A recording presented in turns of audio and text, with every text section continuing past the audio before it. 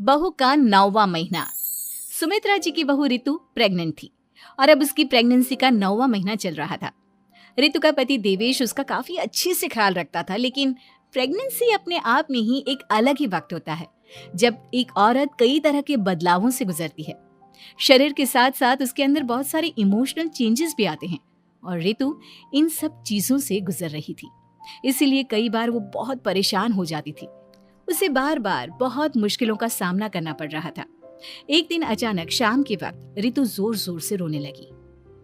अरे रितु बेटा, क्या हुआ?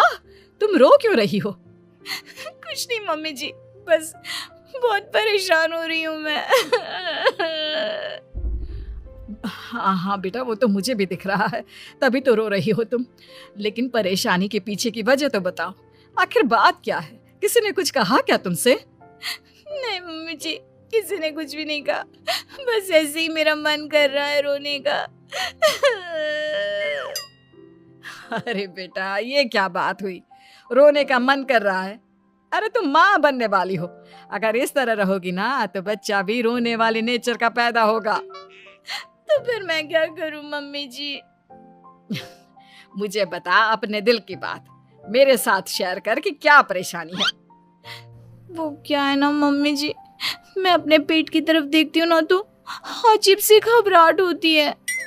अरे लेकिन क्यों बेटा? तुम्हारे पेट में तो तुम्हारा आने वाला बच्चा है, इसे देखकर तुम्हें खुश होना चाहिए।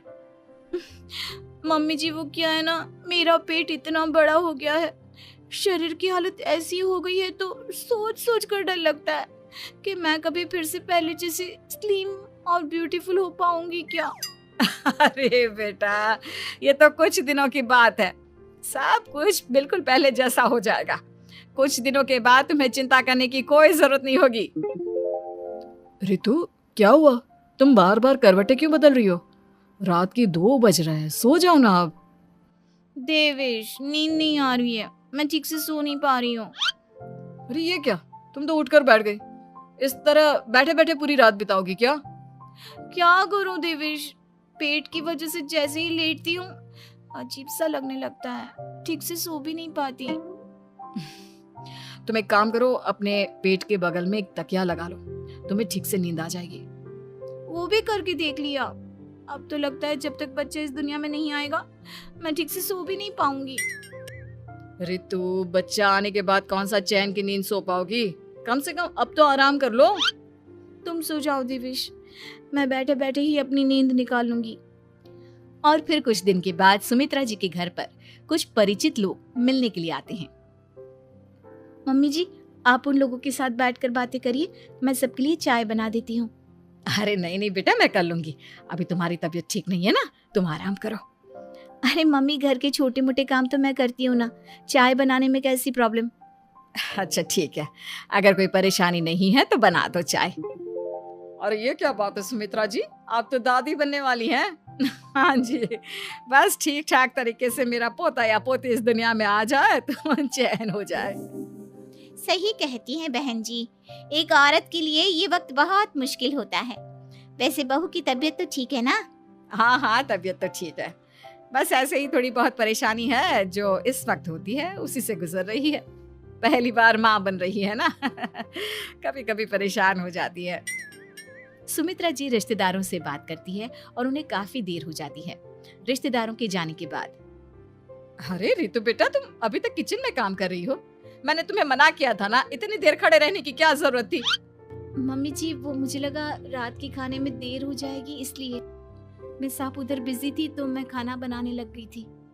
अरे बेटा, तुम तो बिल्कुल कुछ भी नहीं समझती, जरा अपने पैरों की हालत तो देखो। हाँ मम्मी जी, मुझे भी ना पैरों में बहुत भारीपन लग रहा है। ये भारीपन नहीं है, ज्यादा देर खड़े रहने की वजह से तुम्हारे पैरों में सूजन आ गई है। आप कमरे में जाकर आराम करो, चलो। और सुनो, अपने पैरों के नीचे ना तकिया लगा लेना, सर के नीचे मत लगाना, ठीक है? अपने कमरे में जाने के बाद, यार ये प्रेगनेंसी भी कितनी अजीब चीज है, कभी रोने का मन करता है, कभी हंसने का। घर में सब मुझे बहुत प्यार करते हैं, लेकिन प्रेगनेंसी की जो प्रॉब्लम्स मैं फेस कर रही हूँ वो मैं किसी को नहीं समझा सकती। ये सब कब ठीक होगा? और फिर एक रात अचानक रितु नींद में उठकर बैठ जाती है और अपने पूरे शरीर पर खुजली करने लगती है। देवेश की आंख खुलती है और वो रितु को इस तरह खुजली करते हुए देखता है। अरे क्या हुआ रितु, तुम ठीक तो हो ना? पता नहीं क्यों देवेश, लेकिन अचानक से पूरे शरीर में खुजली हो रही है। दिखाओ जरा मुझे। अरे लेकिन तुम्हारे शरीर पर तो कोई मच्छर के काटने के या किसी तरह के रैशेस भी नहीं है, फिर खुजली क्यों हो रही है? लगता है ये भी प्रेगनेंसी की कोई नई प्रॉब्लम है। अरे अरे परेशान मत हो, मैं मम्मी को बुला कर लाता हूँ। सुमित्रा जी के आने के बाद, अरे क्या बात है बेटा, इस तरह क्यों खुजली कर रही हो? अचानक से क्या हो गया तुम्हें? मम्मी जी, ऐसा लग रहा है जैसे सर से पैर तक पूरे बदन में मच्छरों ने काट लिया हो। अरे लेकिन इसमें रोने की क्या बात है, चुप हो जाओ, सब ठीक हो जाएगा। हाँ मैं बहुत परेशान हो गई हूँ। बस अब जल्दी से बच्चा इस दुनिया में आ जाना चाहिए ताकि मुझे इन सारी प्रॉब्लम से मुक्ति मिले। ऐसा नहीं कहते रितु, माँ बनना तो दुनिया की सबसे बड़ी खुशखबरी है और ये सारी परेशानियां तो सबके साथ होती है।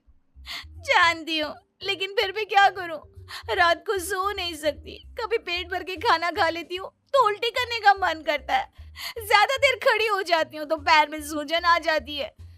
ज्यादा देर बाहर घूमने भी नहीं जा सकती वरना टॉयलेट की प्रॉब्लम। ये सब कब ठीक होगा? कुछ दिन और बीत गए और अब तक रितु का 9वां महीना खत्म होने का वक्त आ गया था। अब हर दिन रितु बस यही सोचती थी कि उसका बच्चा इस दुनिया में आने वाला है। हाँ, वो बात अलग थी कि वो कई तरह की इमोशनल चेंजेस से गुजर रही थी और फिर एक दिन अचानक, देवेश, मुझे ना चाउमीन खाने का मन कर रहा है। अभी रात के 12 बजे? अरे रितु, इस वक्त चाउमीन कहाँ से लेकर आऊंगा मैं? किसी होटल में फोन करो ना, कोई तो डिलीवर करता होगा ना इतनी रात को। नहीं नहीं रितु, इतनी रात को कोई डिलीवर नहीं करता, तुम कल खा लेना, मैं कल तुम्हारे लिए लेकर आऊंगा। बस नहीं, मुझे अभी खाने का मन कर रहा है, मुझे अभी खाना है। अच्छा अच्छा ठीक है, एक काम करो, मैं किचन में जाकर तुम्हारे लिए मैगी बना कर लाता हूँ, क्या पता उसे खाकर तुम्हारा मन ठीक हो जाए। हाँ ठीक है। देवेश रितु को मैगी बनाकर खिला देता है, लेकिन अगले दिन अचानक से रितु की तबीयत खराब हो जाती है। क्या हुआ है बहू को? बेटा तूने कुछ उल्टा सीधा तो नहीं खा लिया ना? मम्मी वो कल आधी रात को चाउमीन खाने की बात कर रही थी तो मैंने इसे मैगी बनाकर खिला दी। अरे लेकिन एक बार मुझसे तो पूछ लेता, इसी वजह से उसे अजीब सा लग रहा है। कोई बात नहीं, वैसे भी बच्चा आने का वक्त पास आ गया है ना, इसलिए ये सब चीजें हो रही है। मेरे पेट में बहुत दर्द हो रहा है। जब से मैगी खाई है तब से पता नहीं क्या हो गया। अरे कुछ नहीं हुआ बेटा, बस कुछ दिन की बात और है, परेशान मत हो। चल हम तुम्हें ना डॉक्टर के पास ले चलते हैं। हॉस्पिटल जाने के बाद, डॉक्टर साहब, मेरी बहू की तबीयत ठीक तो है ना? हाँ, वैसे तो सब कुछ ठीक लगता है, डाइजेशन का प्रॉब्लम हो गया है। ऐसे वक्त में हो जाता है, प्रेगनेंसी की वजह से पेट के ऊपर बहुत प्रेशर आ जाता है, इसलिए डाइजेशन थोड़ा वीक हो जाता है। और उन्होंने रात के वक्त मैगी खा ली, इसलिए उनको ये प्रॉब्लम हो गया। डरने वाली कोई बात नहीं है। थैंक यू डॉक्टर साहब, अब हम इसका ध्यान रखेंगे। लेकिन अब रितु की डिलीवरी का वक्त पास आ गया है, आपको उनका पहले से भी ज्यादा ध्यान रखना होगा। मैंने चेकअप कर लिया है, 1 सप्ताह के अंदर रितु की डिलीवरी होने के पूरे चांस है।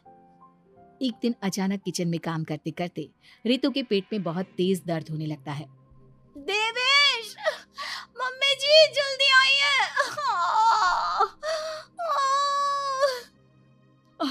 अरे क्या हुआ बहू, क्या हुआ तुम्हें? बहुत दर्द हो रहा है मम्मी, मेरे पेट में बहुत तेज दर्द हो रहा है, मुझसे खड़ा भी नहीं रहा जा रहा। इधर आ जाओ रितु, मैं तुम्हें बेड पर लिटा देता हूँ, सब ठीक हो जाएगा। बेटा मुझे लगता है इसके डिलीवरी का वक्त पास आ गया है, अब हमें रितु को हॉस्पिटल ले जाना होगा। वैसे भी डॉक्टर ने कहा था कि 1 सप्ताह के अंदर डिलीवरी कभी भी हो सकती है। मुझे बहुत दर्द हो रहा है, ऐसा लग रहा है जैसे मैं मर जाऊंगी। प्लीज मुझे बचा लो देवेश। अरे रितु घबराओ मत, ऐसा कुछ नहीं होगा। हॉस्पिटल पहुंचने के बाद आप जल्दी से रितु को एडमिट करवा दीजिए और आप लोग बाहर वेट करिए।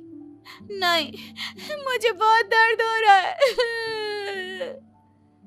रितु समझने की कोशिश करो, सब कुछ ठीक हो जाएगा। रितु को लेबर पेन शुरू हो गया था और वो काफी तकलीफ से गुजर रही थी।